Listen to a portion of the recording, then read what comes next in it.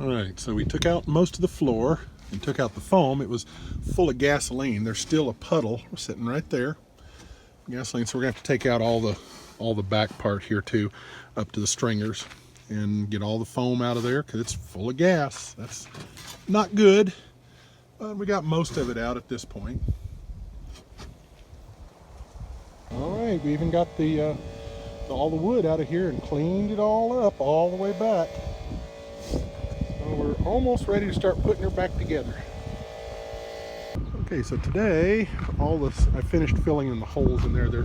They're hard now, but they were too soft at the time to sand. But I sanded the outside holes, and Debbie cleaned them out. That one wasn't quite ready yet. But now I've got body filler. It's the special epoxy filler stuff, and it's almost hard, but still not quite hard enough to sand. All right, I think I just finished up the sanding. Now it's just about ready for some primer coat on it.